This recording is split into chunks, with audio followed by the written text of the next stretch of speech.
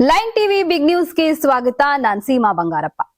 ಒಂದ್ ಕಡೆ ಡಿಕೆ ಶಿವಕುಮಾರ್ ಅವರು ಮುಖ್ಯಮಂತ್ರಿ ಆಗ್ಲೇಬೇಕು ಎಂಬುದು ಅವರ ಬೆಂಬಲಿಗರ ದಶಕಗಳ ಆಸೆ.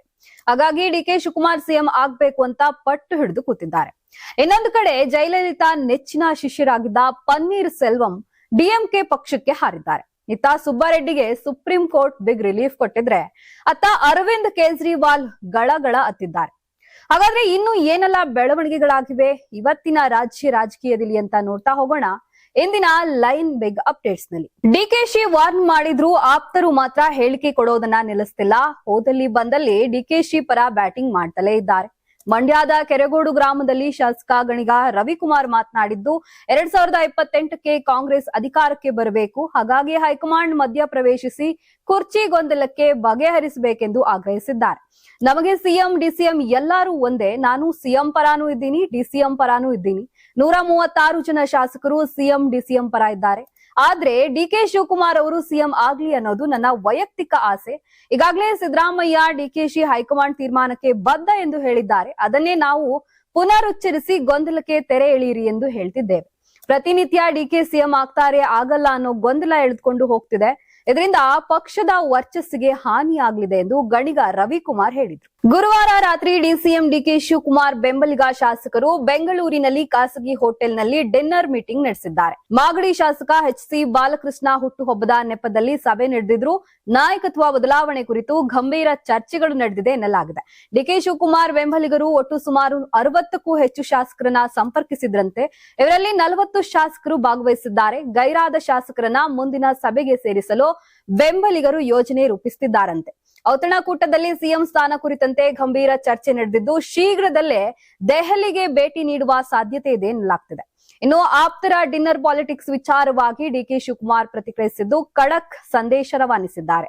ನನ್ನ ಪರವಾಗಿ ಯಾರು ದೆಹಲಿಗೆ ಹೋಗೋದು ಬೇಡ, ದಯವಿಟ್ಟು ಯಾರು ನನ್ನ ಪರ ಹೋಗಿ ಮಾತನಾಡಬೇಡಿ. ನಿಮಗೆ ಸಮಸ್ಯೆ ಇದ್ರೆ ನೀವು ಮಂತ್ರಿ ಆಗ್ಬೇಕು, ಅಧ್ಯಕ್ಷ ಆಗ್ಬೇಕು ಅನ್ನೋ ಆಸೆಗಳಿದ್ರೆ ಬೇಕಾದ್ರೆ ನೀವು ದೆಹಲಿಗೆ ಹೋಗಿ, ನನ್ನ ಪರ ಯಾರೂ ದೆಹಲಿಗೆ ಹೋಗೋದು ಬೇಡ ಎಂದು ವಾರ್ನ್ ಮಾಡಿದ್ದಾರೆ.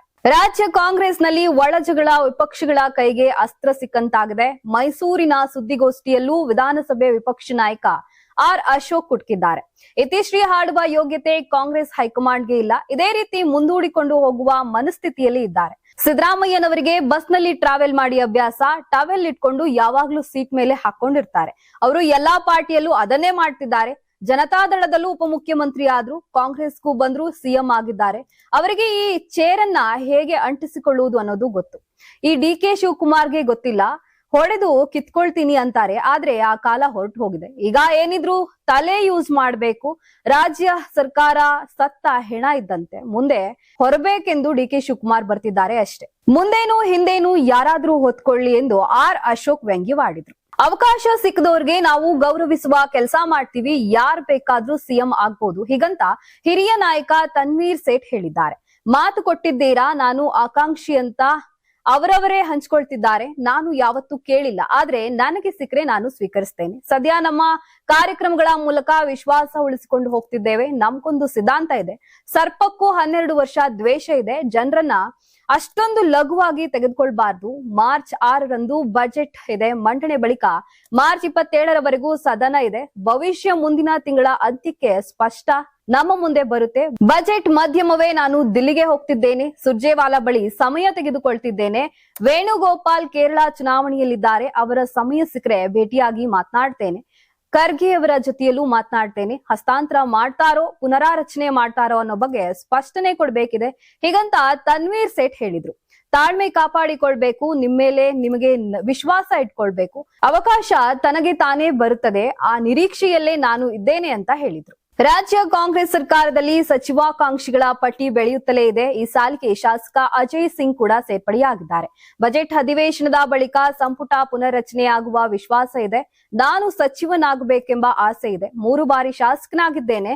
ಮುಖ್ಯ ಸಚೇತಕ ನವದೆಹಲಿ ಪ್ರತಿನಿಧಿಯಾಗಿದ್ದೇನೆ. ಕೆಕೆಆರ್ಡಿಬಿ ಅಧ್ಯಕ್ಷನಾಗಿ ಕೆಲಸ ಮಾಡಿದ್ದೀನಿ. ಹೊಸ ಶಾಸಕರು ಎಂಎಲ್ಸಿಗಳು ಸಚಿವ ಸ್ಥಾನ ಕೇಳೋದ್ರಲ್ಲಿ ತಪ್ಪೇನಿಲ್ಲ. ಆದ್ರೆ 8 ಬಾರಿ ಶಾಸಕರಾದ ದೇಶಪಾಂಡೆಗೆ ಸಚಿವ ಸ್ಥಾನ ಸಿಕ್ಕಿಲ್ಲ. ಯಾರನ್ನ ಮಂತ್ರಿ ಮಾಡಬೇಕು ಅಂತ ಸಿಎಂ ಹೈಕಮಾಂಡ್ ಈ ಬಗ್ಗೆ ತೀರ್ಮಾನ ಮಾಡ್ತಾರೆ ಎಂದು ತಿಳಿಸಿದ್ದಾರೆ. ಇನ್ನು ನಾಯಕತ್ವ ಬದಲಾವಣೆ ಬಗ್ಗೆ ಸಿಎಂ ಡಿಸಿಎಂ ಸುದ್ದಿಗೋಷ್ಠಿ ನಡೆಸಿ ಮಾತನಾಡಿದ್ದಾರೆ. ಹೈಕಮಾಂಡ್ ಸೂಕ್ತ ಸಮಯದಲ್ಲಿ ಇಬ್ಬರನ್ನ ಕರೆದು ಮಾತನಾಡ್ತಾರೆ. ಎಲ್ಲಾ ಪಕ್ಷದಲ್ಲೂ ನಾಯಕತ್ವದ ಬಗ್ಗೆ ಚರ್ಚೆ ಆಗುತ್ತೆ. ಎಐಸಿಸಿ ಅಧ್ಯಕ್ಷರಿಗೆ ರಾಜ್ಯದ ಸಣ್ಣ ವಿಚಾರವೂ ಗೊತ್ತಿದೆ. ಹೈಕಮಾಂಡ್ಗೆ ಈ ಬಗ್ಗೆ ತೀರ್ಮಾನ ಮಾಡುತ್ತದೆ ಅಂತ ಅಜಯ್ ಸಿಂಗ್ ಹೇಳಿದ್ರು. ಬಾಗೇಪಲ್ಲಿ ಶಾಸಕ ಎಸ್ಎನ್ ಸುಬ್ಬಾರೆಡ್ಡಿಗೆ ಸುಪ್ರೀಂ ಕೋರ್ಟ್ ಬಿಗ್ ರಿಲೀಫ್ ಕೊಟ್ಟಿದೆ. ಆಯ್ಕೆ ಅಸಿಂಧುಗೊಳಿಸಿ ಕರ್ನಾಟಕ ಹೈಕೋರ್ಟ್ ನೀಡಿದ್ದ ತೀರ್ಪಿಗೆ ಸುಪ್ರೀಂ ಕೋರ್ಟ್ ತಡೆಯಾಜ್ಞೆ ನೀಡಿದೆ.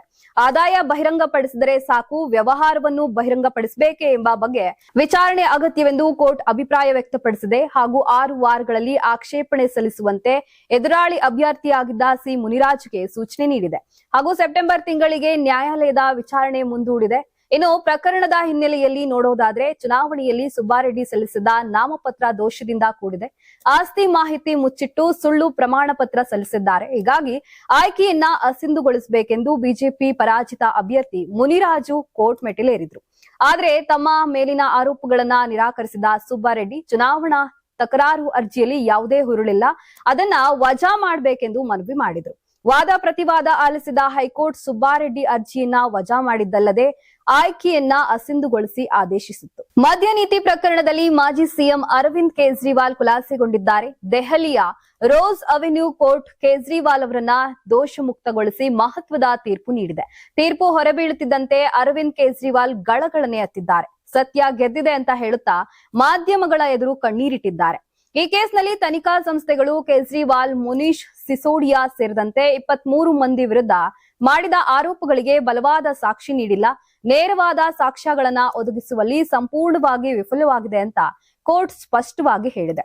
ಇನ್ನು ಮಾಧ್ಯಮಗಳಿಗೆ ಪ್ರತಿಕ್ರಿಯಿಸಿದ ಕೇಜ್ರಿವಾಲ್, ಕೇಂದ್ರ ಬಿಜೆಪಿಗರ ವಿರುದ್ಧ ಆಕ್ರೋಶ ಹೊರಹಾಕಿದ್ರು. ನನ್ನನ್ನ ಮನೆಯಿಂದಲೇ ಎತ್ತಾಕೊಂಡು ಹೋಗಿ ಜೈಲಿಗೆ ಹಾಕಿದ್ರು. ಅಧಿಕಾರದಲ್ಲಿದ್ದ ಮುಖ್ಯಮಂತ್ರಿಯನ್ನೇ ಬಂಧಿಸಲಾಯಿತು. ಆಮ್ ಆದ್ಮಿ ಪಕ್ಷದ ವಿರುದ್ಧ ನರೇಂದ್ರ ಮೋದಿ ಮತ್ತು ಕೇಂದ್ರ ಗೃಹ ಸಚಿವ ಅಮಿತ್ ಶಾ ಸಂಚು ರೂಪಿಸಿ 5 ಪ್ರಮುಖ ನಾಯಕರನ್ನ ಬಂಧಿಸಿದ್ರು. ನನ್ನನ್ನ ಭ್ರಷ್ಟರೆಂದು ಕರೆಯಲಾಯಿತು. ಕೇಜ್ರಿವಾಲ್ ಭ್ರಷ್ಟನಲ್ಲ, ನಾನು ಸಂಪಾದಿಸಿರುವುದು ಪ್ರಾಮಾಣಿಕತೆ ಮಾತ್ರ ಎಂದು ಅರವಿಂದ್ ಕೇಜ್ರಿವಾಲ್ ಗುಡುಗಿದ್ದಾರೆ. ವಿಧಾನಸಭಾ ಚುನಾವಣೆ ಹತ್ತಿರ ಬರ್ತಿದ್ದಂತೆ ತಮಿಳುನಾಡಿನಲ್ಲಿ ರಾಜಕೀಯದಲ್ಲಿ ಕ್ಷಿಪ್ರ ಕ್ರಾಂತಿ ನಡೆದಿದೆ. 3 ಬಾರಿ ತಮಿಳುನಾಡು ಸಿಎಂ ಆಗಿದ್ದ ದಿವಂಗತ ಜಯಲಲಿತಾ ನೆಚ್ಚಿನ ಶಿಷ್ಯರಾಗಿದ್ದ ಓ ಪನ್ನೀರ್ ಸೆಲ್ವಂ ಡಿಎಂಕೆ ಪಕ್ಷಕ್ಕೆ ಸೇರಿದ್ದಾರೆ.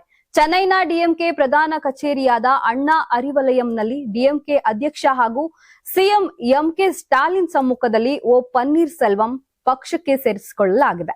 ಪನ್ನೀರ್ ಸೆಲ್ವಂ ಜೊತೆಗೆ ಎಐಎಡಿಎಂಕೆ ಪಕ್ಷದ ಹಲವರು ಡಿಎಂಕೆಗೆ ಸೇರ್ಪಡೆಯಾಗಿದ್ದಾರೆ. ಬಳಿಕ ಮಾಧ್ಯಮಗಳೊಂದಿಗೆ ಮಾತನಾಡಿದ ಪನ್ನೀರ್ ಸೆಲ್ವಂ, ಎಡಪ್ಪಾಡಿ ಪಳನಿಯಸ್ವಾಮಿ ಅವರನ್ನ ತೀವ್ರ ತರಾಟೆಗೆ ತೆಗೆದುಕೊಂಡಿದ್ರು. ಪಳನಿಯಸ್ವಾಮಿ ಸರ್ವಾಧಿಕಾರಿ, ದುರಂಕಾರಿ, ಮುಂಬರುವ ಚುನಾವಣೆಯಲ್ಲಿ ಎಐಎಡಿಎಂಕೆ ಪಕ್ಷಕ್ಕೆ ಗೆಲುವು ಸಿಗದ ಪರಿಸ್ಥಿತಿ ಸೃಷ್ಟಿಸಿದ್ದಾರೆ ಎಂದು ಗುಡುಗಿದ್ರು.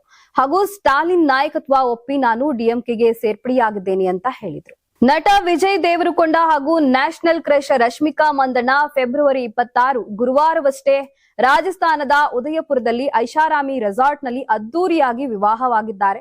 ವಿವಾಹದ ಮರುದಿನವೇ ದೇವರಕೊಂಡ ಮತ್ತು ಮಂದಣ್ಣ ಜಂಟಿಯಾಗಿ ದೆಹಲಿಗೆ ತೆರಳಿದ್ದು ಪ್ರಧಾನಿ ನರೇಂದ್ರ ಮೋದಿ ಮತ್ತು ಅಮಿತ್ ಶಾ ಸೇರಿ ಹಲವು ಗಣ್ಯರನ್ನ ಭೇಟಿಯಾಗಿದ್ದಾರೆ. ಆರತಕ್ಷತೆ ಕಾರ್ಯಕ್ರಮ ಮಾರ್ಚ್ 4ರಂದು ನಡೆಯಲಿದ್ದು ಖುದ್ದಾಗಿ ಎಲ್ಲರನ್ನೂ ಆಹ್ವಾನಿಸಿದ್ದಾರೆ. ಇನ್ನು ಮೋದಿ ಅವರು ವಿಜಯ್ ಹಾಗೂ ರಶ್ಮಿಕಾ ಮಂದಣ್ಣ ಮದುವೆಗೆ ಮುಂಚೆಯೇ ಪತ್ರ ಮುಖೇನ ಶುಭಾಶಯ ತಿಳಿಸಿದ್ರು. ವಿಜಯ್ ಅವರ ತಂದೆ ಬರೆದಿದ್ದ ಆಹ್ವಾನ ಪತ್ರಕ್ಕೆ ಪ್ರತಿಕ್ರಿಯೆಯಾಗಿ ವಧು-ವರರಿಗೆ ಶುಭ ಕೋರಿದ್ರು. ಇದೀಗ ಪ್ರಧಾನಿ ನರೇಂದ್ರ ಮೋದಿ, ಅಮಿತ್ ಶಾ ಅವರನ್ನ ಭೇಟಿಯಾಗಿರುವ ರಶ್ಮಿಕಾ, ವಿಜಯ್ ಆರತಕ್ಷತೆ ಕಾರ್ಯಕ್ರಮಕ್ಕೆ ಆಹ್ವಾನಿಸಿದ್ದಾರೆ. ಹೈದರಾಬಾದ್ನಲ್ಲಿ ಆರತಕ್ಷತೆ ನಡೆಯಲಿದ್ದು ರಾಜಕೀಯ, ಸಿನಿಮಾ ಮತ್ತು ಇತರೆ ಕ್ಷೇತ್ರಗಳ ಪ್ರಮುಖ ವ್ಯಕ್ತಿಗಳು ಭಾಗವಹಿಸುವ ನಿರೀಕ್ಷೆ ಇದೆ. ಪಾಕ್ ಮತ್ತು ಅಫ್ಘಾನ್ ನಡುವಿನ ಗಡಿ ಸಂಘರ್ಷ ತೀವ್ರಗೊಂಡಿದೆ. ಪಾಕಿಸ್ತಾನವು ಅಫ್ಘಾನಿಸ್ತಾನದ ಮೇಲೆ ನಡೆಸಿದ ವೈಮಾನಿಕ ದಾಳಿಗೆ ಪ್ರತಿಯಾಗಿ ಅಫ್ಘಾನ್ ಪಡೆಗಳು ಪಾಕ್ನ ಭದ್ರತಾ ಪಡೆಗಳ ಮೇಲೆ ಪ್ರತೀಕಾರದ ದಾಳಿ ನಡೆಸಿವೆ. ದಾಳಿಯಲ್ಲಿ ಸುಮಾರು 55 ಪಾಕ್ ಸೈನಿಕರು ಸಾವನ್ನಪ್ಪಿದ್ದಾರೆ. ಈ ವೇಳೆ ದುರಾಂಡ್ ರೇಖೆಯ ಉದ್ದಕ್ಕೂ ಭಾರೀ ಘರ್ಷಣೆ ನಡೆದಿದ್ದು ಉದ್ವಿಗ್ನತೆ ಉಂಟಾಗಿದೆ. ಇನ್ನು ಪಾಕಿಸ್ತಾನದ ರಕ್ಷಣಾ ಸಚಿವ ಖ್ವಾಜಾ ಆಸಿಫ್ ಇದನ್ನ ಮುಕ್ತ ಯುದ್ಧ ಎಂದು ಕರೆದಿದ್ದು ಕಾರ್ಯಾಚರಣೆ ಮುಂದುವರೆದಿದೆ ಮತ್ತು ಸಶಸ್ತ್ರ ಪಡೆಗಳು ಅಫ್ಘಾನ್ ತಾಲಿಬಾನ್ ದಾಳಿಗೆ ಬಲವಾಗಿ ಪ್ರತಿಕ್ರಿಯಿಸುತ್ತಿವೆ. ನಮ್ಮ ತಾಳ್ಮೆ ಮಿತಿಯನ್ನ ತಲುಪಿದೆ. ಈಗ ನಮ್ಮ ಮತ್ತು ನಿಮ್ಮ ನಡುವಿನ ಮುಕ್ತ ಯುದ್ಧ ಎಂದು ಟ್ವೀಟ್ ಮಾಡಿದ್ದಾರೆ. ಹಾಗೂ ಪಾಕ್ ಅಧ್ಯಕ್ಷ ಆಸಿಫ್ ಅಲಿ ಜರ್ದಾರಿ ಪ್ರತಿಕ್ರಿಯೆ ನೀಡಿದ್ದು, ಪಾಕಿಸ್ತಾನದ ಶಾಂತಿ ಮತ್ತು ಪ್ರಾದೇಶಿಕ ಸಮಗ್ರತೆಯ ವಿಷಯದಲ್ಲಿ ರಾಜಿ ಮಾಡಿಕೊಳ್ಳುವುದಿಲ್ಲ. ನಮ್ಮ ಸಶಸ್ತ್ರ ಪಡೆಗಳ ಪ್ರತಿಕ್ರಿಯೆ ನಿರ್ಣಾಯಕವಾಗಿದೆ. ನಮ್ಮ ಶಾಂತಿ ದೌರ್ಬಲ್ಯವೆಂದು ತಪ್ಪಾಗಿ ಭಾವಿಸುವವರಿಗೆ ಬಲವಾದ ಪ್ರತಿಕ್ರಿಯೆ ಸಿಗುತ್ತದೆ. ಯಾರೂ ನಮ್ಮ ವ್ಯಾಪ್ತಿಯನ್ನ ಮೀರಿ ಇರುವುದಿಲ್ಲ ಎಂದು ವಾರ್ನ್ ಮಾಡಿದ್ದಾರೆ. ಇದಿಷ್ಟು ಈ ದಿನದ ಲೈನ್ ಬಿಗ್ ಅಪ್ಡೇಟ್ಸ್ ಆಗಿತ್ತು. ನೋಡ್ತಾ ಇರಿ ಲೈನ್ ಟಿವಿ.